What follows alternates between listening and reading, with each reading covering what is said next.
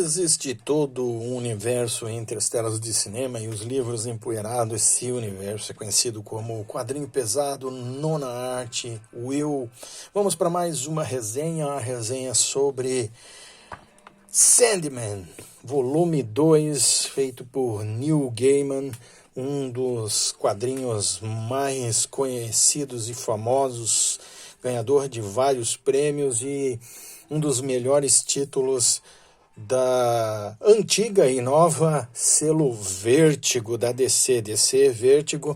Esse aqui é uma versão que veio agora no Black Label, só que nós já sabemos que esse ano está voltando o selo Vértigo com 100 balas, né? Com 100 balas, com continuação dos 100 balas, mas vamos deixar de delongas. Eu já fiz a resenha do episódio 1, aqui do volume 1, nessa aqui que é a edição de 30 anos, comemorativa de 30 anos. Como sempre aqui, ela mantém o mesmo padrão, falando um pouquinho de Sandman, e aqui a introdução eu sempre faço aí a sugestão para você dar uma lida na introdução, que ela te faz uma imersão aos episódios que vai vir. No princípio, todas as informações aqui, o que se tem, o que é o Sandman, e também aqui o texto que foi feito aqui por Neil Gaiman. Bem interessante essa primeira parte aqui, nesse volume aqui, tá? Não sei se todas esses segundo volume, que seria Casa das Bonecas, se ele vem exatamente com todas as histórias que tem aqui, mas eu acredito que sim, tá? Esse aqui é Casa das Bonecas e ele traz aqui a edição, tem 232 páginas e Sandman de 9 a 16, edição de 1989. Então acredito que tem a sequência correta aqui dentro. Aqui continuando a história de Sandman, praticamente é aqui a segunda temporada que entra nesse quadro aqui.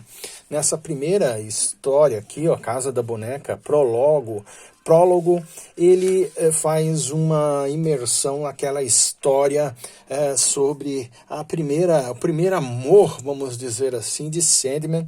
É uma civilização, aí, uma tribo bem antiga, muito antiga, e aqui a história é contada completamente diferente sobre a rainha que o Sandman se apaixonou. Então conta essa história dessa rainha e o que aconteceu.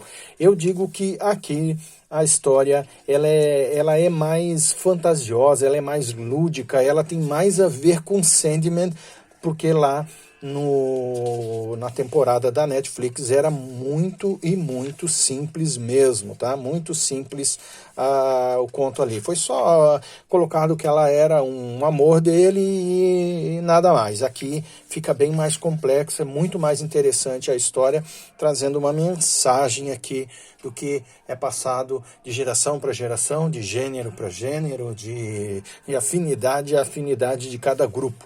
E aí vem aqui Casa das Bonecas, parte 1, começando com o Irmão Desejo, e agora eu entendi por que lá na Netflix aparece a Casa do Desejo dessa forma, aqui como uma estátua dele, ele conversando aqui com a esposa, e aqui então começa a história de Rose Walker, eu acho que é Rose Waldwall.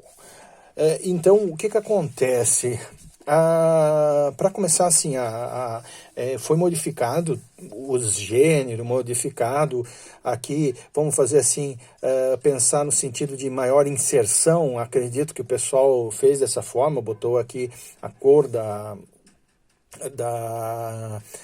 Rose para ser uma afro, né? E aqui também a inserção aqui do Lucy, ela é aqui um duende, lá ela é cor negra e é uma mulher. Mas isso não modifica em nada a história. Então, aqueles que estão aí acostumados a criticar aquela parte de inserção, que é militarismo, não tem nada a ver uma coisa com a outra. Acho que até foi bem acertado lá. Isso não é o que modifica a história e o que tem relevância aqui na história. Aqui, aqueles quadrinhos que o pessoal sempre comenta de Sandman, que de vez em quando você se perde porque os quadrinhos mudam em página toda, página inteira, às vezes nessa posição, às vezes na horizontal, então isso é bem interessante.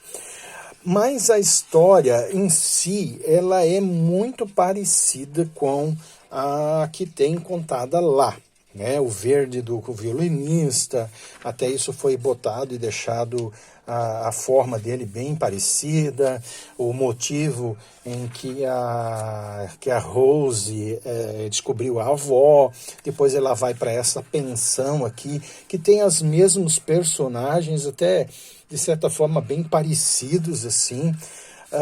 A diferença principal é em relação ao irmão da Rose, que ela resgata aqui. Ele está sendo, através dela ser o vórtice que consegue caminhar entre os sonhos das outras pessoas, ela tem esse poder, vamos dizer assim, ela vai achando aonde está o seu irmão, né? Onde está o seu irmão, e ali acontece também, ó, aqui também essas cenas aqui do violinista, ele é bem parecida com o que acontece. O violinista é um sonho que fugiu, né? Fugiu do sonhar, do reino do sonho. E também aqui aparece o Corinthians, que é um pesadelo que fugiu lá do sonhar, tá? Acontece ali. Essa história dos fugitivos que são aqui, que estão lá junto com o irmão, vamos dizer assim, da Rose, que não é aqui nessa história o irmão, e também o mesmo sonho lá, o pesadelo também não são o mesmo. Isso aqui é contado bem diferente até, tá? A participação do Corinthians, que foi um outro que fugiu, ele também não é contado de forma diferente, então por esse motivo vale a pena ler aqui e entender, porque eu acho que nesse sentido foi até uma mudança bem interessante, tá?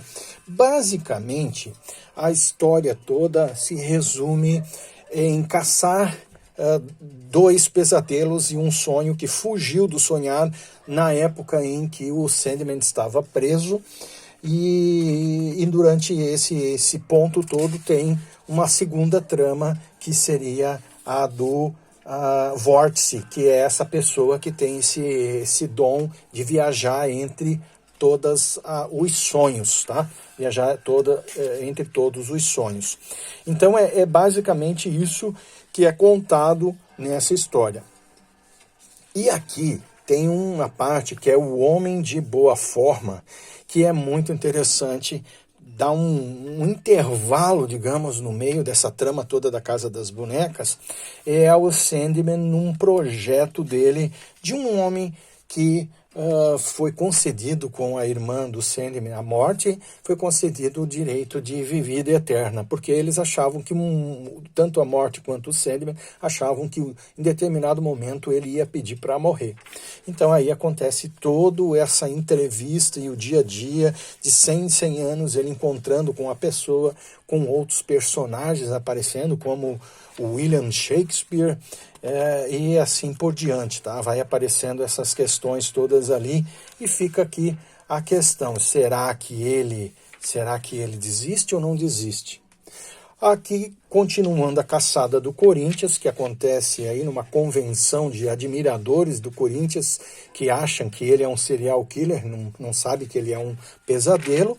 Acontece esse desfecho todo aqui da caçada do Sandman atrás do Corinthians. A personalização aqui dos vilões que acontece lá, os admiradores, que são tudo serial killer, que é bem parecida com a do quadro ali, do quadrinho, bem interessante. Isso mostra, né, o que a ilusão dos sonhos pode enxergar, né, no mundo dos despertos. As pessoas acham e transformam o mundo do desperto num pesadelo também. Então, é essa colocação que Neil Gaiman quer trazer para cá. Aí o desfecho do vórtice, do próprio Corinthians, bem interessante, é tudo completamente diferente, acontece nessa parte aqui. E pro final nós temos uma interação do Sandman. Vou deixar toda essa parte para não estragar a história para vocês. Isso aqui é uma resenha, não quero contar spoiler, do que acontece, é só para você ter uma ideia, mas no final tem um desfecho aqui da conversa do Sandman com a irmã dele, que é o desejo. Então começou lá atrás com o desejo, acaba aqui no final com o desejo. Sem sombra de dúvida, é completamente diferente de um quadrinho de heróis, vale muito a pena. Se você gosta de uma história diferente, de uma história cheia de magia, de encantamento, de ilusões, de interações e que te faz refletir da tua vida, olha, é bem interessante. É uma obra, sem sombra de dúvida, é uma obra de arte que nós temos aqui no formato de quadrinho. Enquanto vocês na próxima história. Valeu, até a próxima.